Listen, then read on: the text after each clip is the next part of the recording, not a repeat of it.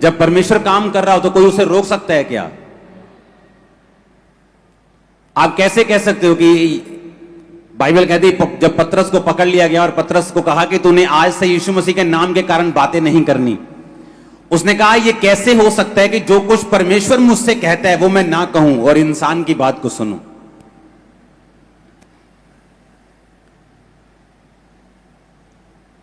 जितने भक्ति के साथ जीवन बिताना चाहेंगे वो सब क्या किए जाएंगे? ऊंची आवाज में बोलो। ओवरफ्लो में भी आवाज आनी चाहिए, ओवरफ्लो से भी क्या किए जाएंगे? जितने भक्ति के साथ बाइबल कहती है जीवन बिताना चाहेंगे वो सब सताए जाएंगे। कल एक खबर आ रही थी कि एक व्यक्ति किसी को चर्च लेके गया और उसको बोला गया कि तू इसको चर्च क्यों लेके गया, तेरे पे केस करेंगे क्योंकि तू किसी को क्रिश्चियन बना रहा है। तो मेरा एक क्वेश्चन है कि जब एक व्यक्ति मुस्लिम बन जाता है या हिंदू बन जाता है या क्रिश्चियन कोई भी दूसरे धर्म में जाता है तो वो क्या होता है? क्या आप ऐसा कभी आपने सुना है कि एक व्यक्ति मुस्लिम बन जाए और मुस्लिम गुरु कहें कि भाई साहब तू लंगर भी खा सकता है, प्रसाद भी खा सकता है, तू सब जगह जा सकता है? वो कहते हैं अगर मुस्लिम बनना है तो तुम्हारा एक ही खुदा है। मेरी बात समझ रहे कि नहीं? तो क्या उन पे हम केस कर देंगे?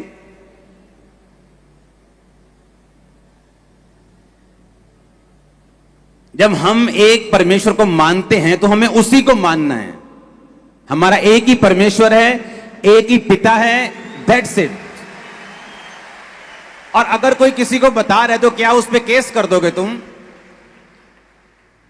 पंजाब में 90% पास्टर्स के पास अपनी जगह के लिए पैसे नहीं है और वो लोग कह रहे हैं कि धर्म परिवर्तन जो है वो पैसे देके किया जा रहा है। अगर पैसे होते पास्टर्स के पास तो पहले वो जगह ना खरीदते जो हर 2 साल बाद उन्हें जगह चेंज करनी पड़ रही। हां, अगर किसी को मसीहियत क्रिश्चियनिटी अच्छी लग रही है तो आप भी अपनी अच्छाइयां बताएं, किसी की बुराइयां मत ढूंढें क्योंकि आपको मिलेंगी नहीं। अगर कुर्बानियों की बात करें तो क्रिश्चियनिटी में जितनी वर्ल्ड में कुर्बानियां हुई हैं किसी धर्म में नहीं हुई होंगी, लेकिन हमारा मकसद अपने धर्म को किसी के साथ कंपेयर करना नहीं, किसी को नीचा करना नहीं, किसी को टीस देना नहीं, बल्कि सबके लिए प्रार्थना करना और सबके सबसे सब प्यार करना और सबको साथ लेके चलना है। आमीन। वो मसीह कौम जो कुर्बानियों के लिए मशहूर है वो 1-2 पर्चों से डरने वाली नहीं है। और वैसे भी पंजाब में आने वाले समय में एक कमेटी बनने जा रही है, उस कमेटी का नाम एक्शन कमेटी होगा और वो कमेटी पूरे पंजाब में जितने भी लोग मसीह के कारण सताए जाते हैं, सुनो, क्योंकि वो एक्शन कमेटी जो होगी उसका गठन 1 हफ्ते के अंदर अंदर हो चुका है, अभी वो अनाउंस हो जाएगी। उसका काम होगा कि जो लोग जिन पर जानबूझ के सताव दिया जा रहा है कि तू फलाने को चर्च में ले गया, तुझ पे केस करेंगे। तो मेरी प्रशासन से विनती है, सरकार से भी विनती है कि सोच समझ के किसी एक विश्वासी पर भी केस करना, क्योंकि ये सभी लोग आपको भी पकड़ने वाले हैं। क्योंकि मुझे मालूम है, मैं जिम्मेवारी लेता हूं, मुझे मालूम है कि किसी का धर्म परिवर्तन बाय फोर्सफुली नहीं हो रहा। मुझे पता है, आपको पता है। ये मीडिया का युग है, ये सोशल मीडिया का युग है, कोई चीज छुपी नहीं रह सकती, एक चीज भी छुपी नहीं रहती।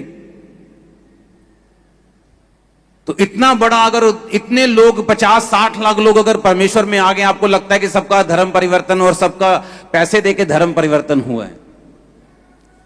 अब एक्शन कमेटी जो बनेगी वो सरकार के साथ और दूसरे धर्म के लोगों के साथ तालमेल बना के उनको समझाएगी कि ऐसा कोई भी स्टेप लेने से आप गुरेज करें, आप बचें, नहीं तो वो स्टेप आपका कामयाब होने नहीं दिया जाएगा 1 हफ्ते के अंदर अंदर।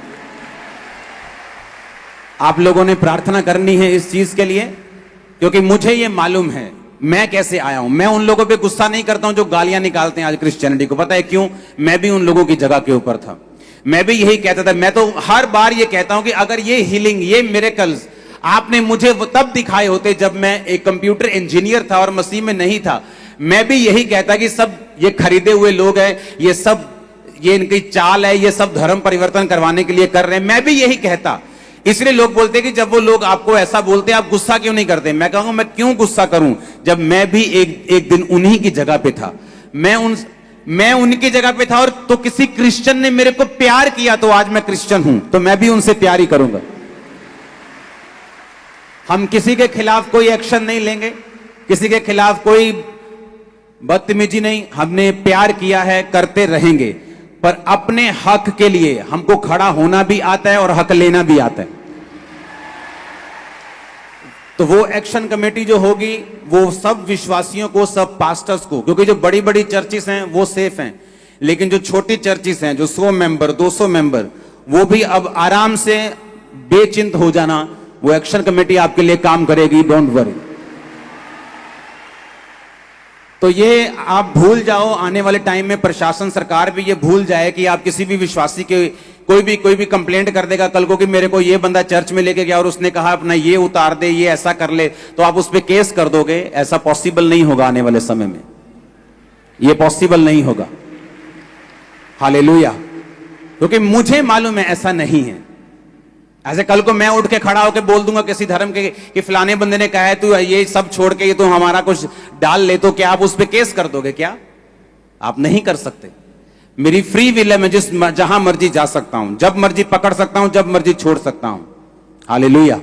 ये मेरा कानून भी मेरे को अधिकार देता है, मेरी ह्यूमैनिटी भी मेरे को अधिकार देती है, मैं जहां जाना चाहूं वहां जा सकता हूं।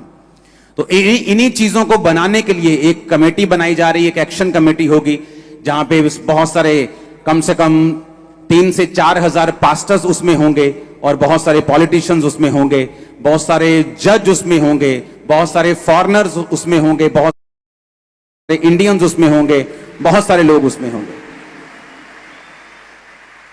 वो लोकल कमेटी नहीं होगी, वो इंटरनेशनल लेवल की कमेटी होगी, जहां पे इंटरनेशनल लेवल के लोगों को उस कमेटी में जोड़ा जाएगा साथ में। और जो जजिस हैं, जो बड़े बड़े कोर्ट के जजिस रहे हैं, वो सारे जो क्रिश्चियन हैं, जो परमेश्वर में बिलीव करते हैं, वो इस कमेटी में होंगे।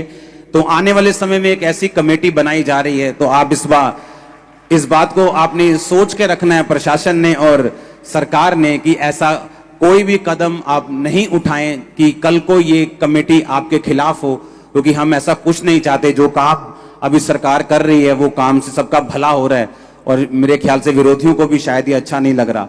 तो मैं ये चाहता हूं कि हम इस तरह से संयम बना के रखें और कमेटी बनने का इंतजार करें और उसके बाद एक्शन का इंतजार करें।